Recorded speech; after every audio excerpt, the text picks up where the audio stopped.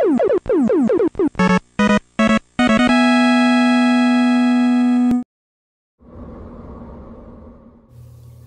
going on YouTube? This is your man Jason here with the Power Up Review, bringing you another gameplay video. This is some footage from Dragon's Dogma for the Xbox 360.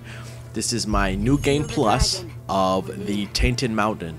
Now the Tainted Mountain is an area that you access right before you fight the dragon. This will contain some minor spoilers. I do not have the dragon battle footage due to the fact with some technical difficulties I wasn't able to capture it. That's all. And when you first access this area, you'll notice that there'll be some stronger Geosaurians in there, some succubus or succubi. I think there might be even some gargoyles as well, and I want to say a Gorechimera, which you'll see at the end of the video. Now I edited this video because of time constraints, and also I was looking around and looting a bunch of chests and making sure, since this was my second time playing this area, that I didn't miss anything on this time that I might have missed the first time.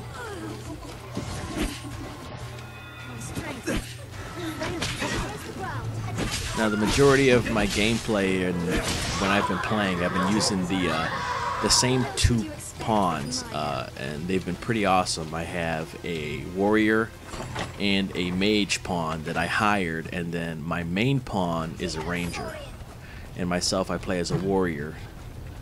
I'm sorry, a fighter. I keep getting them confused.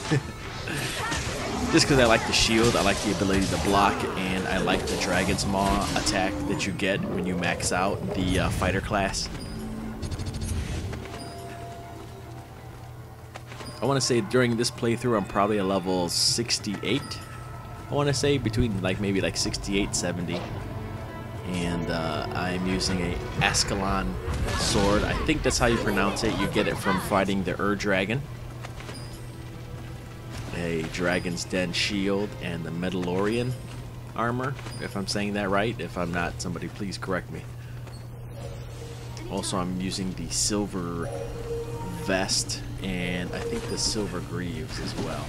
And the idea and what the plan was when I was playing this was to wear the most expensive stuff that I could to get it dragon forged when I beat the dragon, and then that way I can turn around and sell it so I can buy that special end game item stuff that you get later on in the game. Again, some minor spoilers. I'm not going to kind of give anything away if you haven't beat it. But if you watch this, at least you kind of know what to expect when you get there. Because this was the first time that I ever fought Geosaurians. I shouldn't say this time, but the first time I came to the Tainted Mountain, it's the first time I ever fought Geosaurians, the succubi, the Gorechimera. So it kind of caught me off guard because I just thought I was just going to fight some normal stuff. But it was kind of a nice surprise to change it up.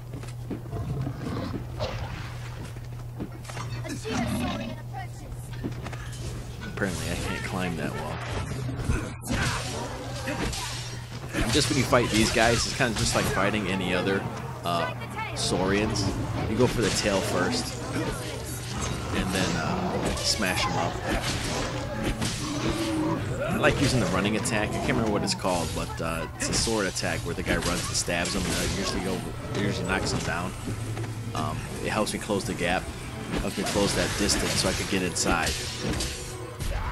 And here's the dragon's maw, which, I mean, I love that attack. I think it's friggin' awesome, so I kind of use it all the time. Now before this, on my first playthrough, I was playing, once I unlocked the Assassin's class, I was playing as the Assassin. I really like the Assassin just for the fact that they get to use a sword and a bow. And then they also can do counters, which is cool. So it kind of stinks that they can't block, and you can't block if you have a bow. But since they can do the counter attack, it's like super deadly, and it's just super awesome. So that's really a fun class to play if you don't like daggers. You know, I like the power of the sword. but I also like the ability to use a bow, so the assassin's class is just really cool, a really cool class to use. And they get to do like crazy counters. Even if you like using daggers, they do a counter where they like block and like slit your throat, or they put down bombs. And you know, I know some of those are probably like strider attacks as well, but I don't know, the assassin just seems so much cooler to me than the normal striders.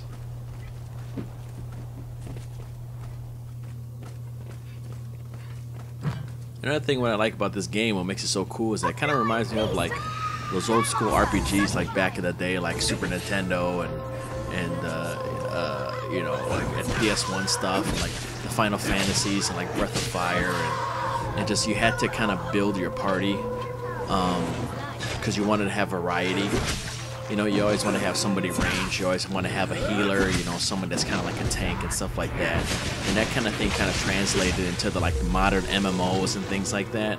But this kind of reminds me of like playing like an old school like Dragon Warrior, you know, where you get your mage, you have your warrior, you know, and then you have, you know, your ranged person, which would be the ranger or the strider, you know, and building your party is so important in this game that if you don't even have it right, like, you won't even get anywhere. Like, things will be so hard. And then if you're having a hard time in this game, if you switch your party around, like, it'll make the world of a difference. And all of a sudden you just have no problem, just start kicking the crap out of people. There's no way we could have lost to that.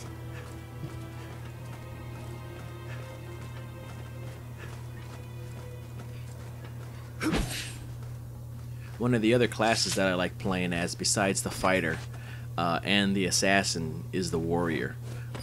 But they're the slowest out of all the classes, even though they do the most damage. And I really didn't like the ability that you weren't able to block, even though you had this big sword. But it seemed like it was hard for me to like chase people down. I always felt like I always had to like chase people down, and they didn't have a good attack that I felt that helped you close the gap. You know, a lot of times you're chasing after somebody, especially like if you're fighting these hellhounds or you know, wolves or something. Like, I felt like they had to come to me. And there I eat a fireball to the face. Again, I was trying to close the gap before he shot me with the fireball, but I obviously failed. And the first time I saw these hellhounds, man, they freaked me out because this just was crazy. Because they're wolves that shoot fireballs. And it's like ridiculous.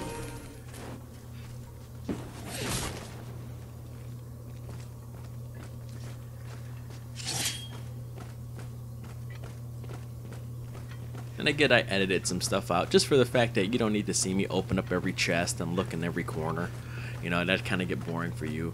I move the camera around a lot to make sure that I don't miss anything, because in certain areas, and I don't know if it's just me, but it seems like the chests are almost the same color as like the walls and like the stone. So it's easy, like if you look really fast, to actually like miss a chest, which kind of sucks because there's like good loot in this area too, especially for the first time you play through this area.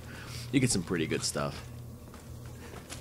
So I'm making sure I check every corner and making sure that I don't miss anything, because I kind of felt like I zoomed through it the first time. So this time I'm taking my time. What's that? I'm looking everywhere, you know, and getting the most bang for my buck doing this run through.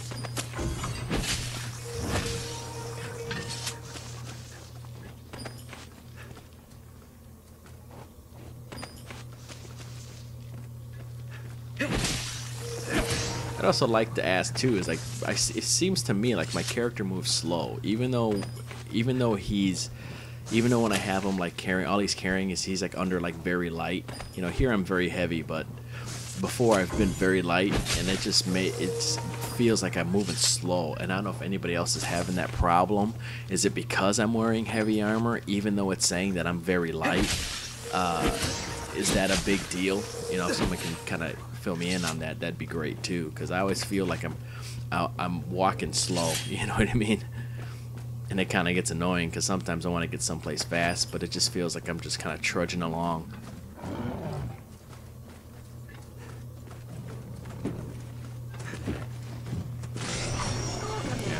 Here I'm trying to get up there. No choice. And the Gorechimera ain't having none of that.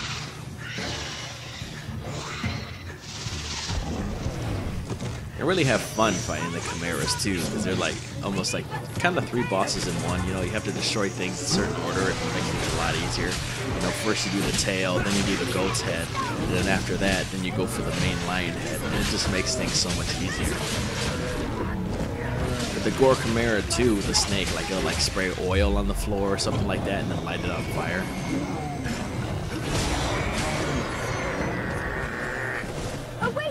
And then the goat puts you to sleep. Goddamn goat. But apparently he's having a problem standing up, so I guess it's alright. Meanwhile, I'm just taking a nap, just snoozing. Hey, what's going on? No time to get up? Alright. I really like how the camera changes in the Dragon's Maw attack, too. Like, that's cool. I don't know if any other of the attacks do that, you know. I mean, none of them has been, I felt, has been that cool. I leveled up the Mystic Knight, and he does the stone pillars, but I didn't think it was as cool as the Dragon's Maw. And Holy Weapons is working awesome against this thing. So I guess I was a level 69 because I jumped up to 70. And yeah, I just beat the crap out of them. Always make sure you loot these guys too, because they give you some kind of you know, some good materials to upgrade your stuff.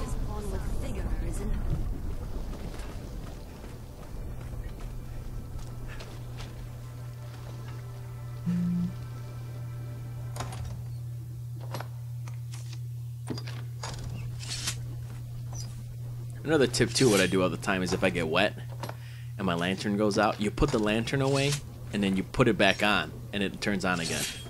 So I don't know if that's kind of, I don't know if that's a glitch or what, but yeah, if you get wet, if you get drenched and your lantern goes out, you just put it away and then put it back on and it's on, which is cool.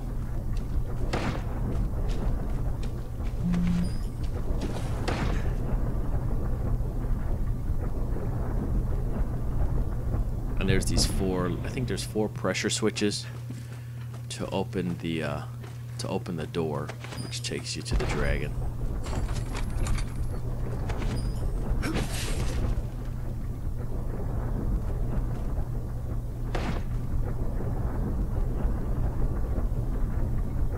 And I'm really bummed that I didn't get the dragon fight, because it's really damn cool if you haven't seen it. And I mean, if you're into like open world RPGs, I mean, but you can't expect Skyrim. This is something totally different. Like, it's an open world RPG with like Onimusha controls, and that's like the best way I could describe it. Is that the controls are on point. You know, the attacking and the blocking. It's so fluid, and it's actually pretty nice. And it's a shame that a game like Skyrim can learn from the combat from this game. You know, you don't have to have stiff mechanics. You know, this is probably the best combat system I ever played in like an action RPG, and that means something, considering that Dark Souls is probably like my favorite RPG at the moment. But the action, this kind of tops the action of Dark Souls.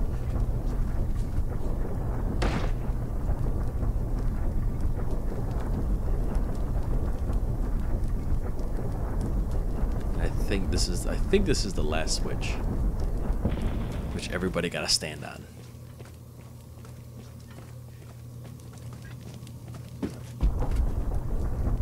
Oh, never mind. I lied. Wah, wah, wah.